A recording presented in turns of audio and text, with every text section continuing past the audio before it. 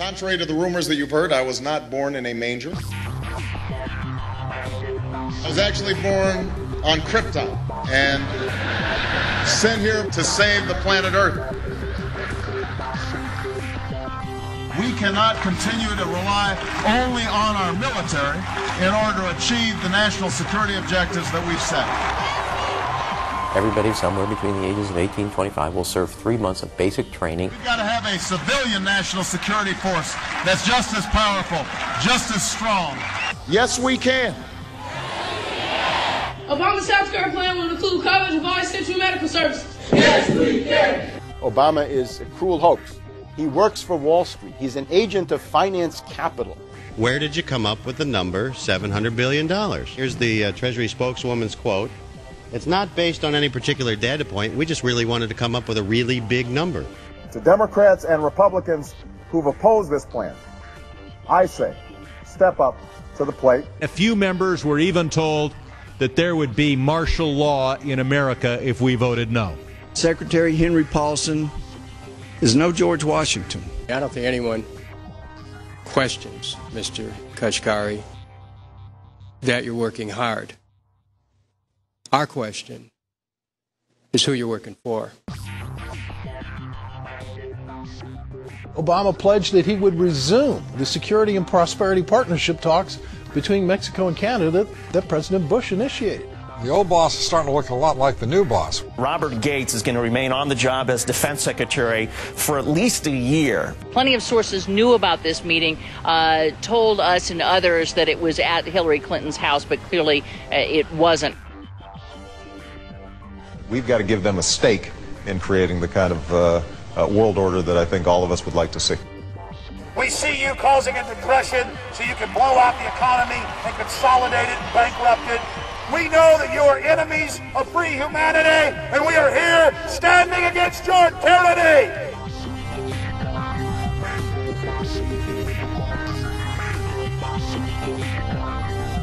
The Obama deception.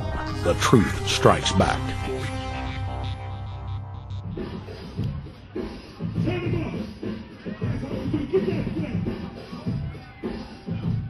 Barack is like the manager of Burger King.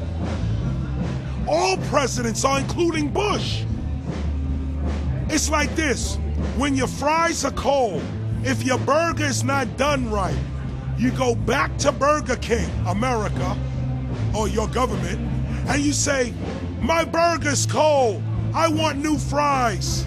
First, you go to the cashier. That's the courts. You argue to the courts.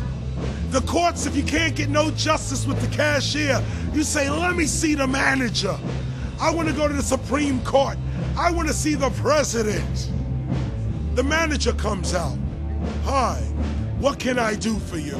Now the manager can override the decisions of the cashier, but you never get to see the franchise owner of Burger King. If you really have a problem with your burger, you need to go see the franchise owner. We need to go to the top or to the bottom.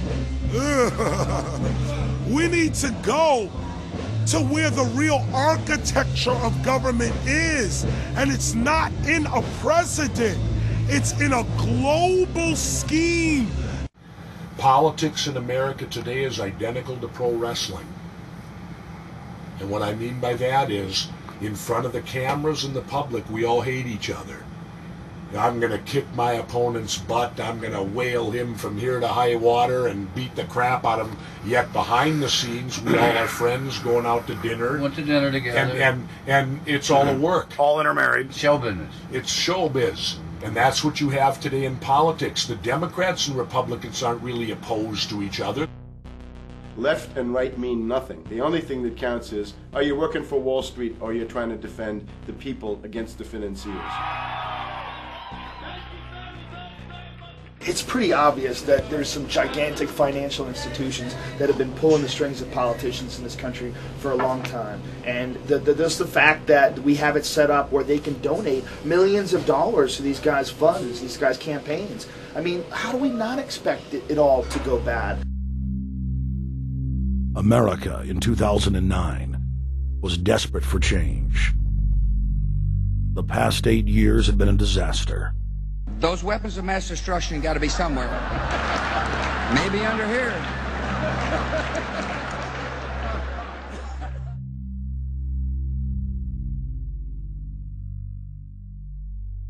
George W. Bush, who had claimed to be a conservative, had tripled the size of the federal government, shredded the Constitution, and destroyed the image of the United States worldwide. Nope, no weapons over there. Endless wars, over 1 million dead Iraqis, and more than 5,000 dead U.S. troops. The Patriot Act, warrantless domestic wiretapping and spying, the end of Posse Comitatus, the rise of the treasonous North American Union, a deepening recession sliding towards total economic collapse. These factors and other abuses had the American people in a state of panic for their future and the very existence of the United States. The elite were in trouble. The people were beginning to see through their facade, past their front man, and to the ruling elite behind the throne.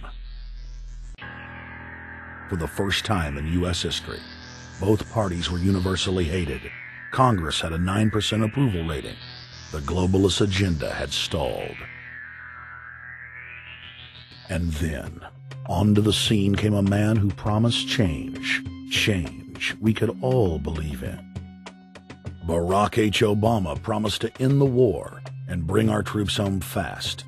He pledged to uphold the Constitution and to stop the federal government from spying on the American people. Candidate Obama told American workers that he was going to get them out of NAFTA and GATT, and he's already breaking those promises. In this film, we will prove that Obama says one thing and does another, and that he works for the very same elite interests that Bush served, the very interest engineering the financial collapse and formation of a dictatorial world government. This film is not about left or right. It is nonpartisan. Our past documentary films are among some of the most damning indictments of George W. Bush and his administration that have ever been made.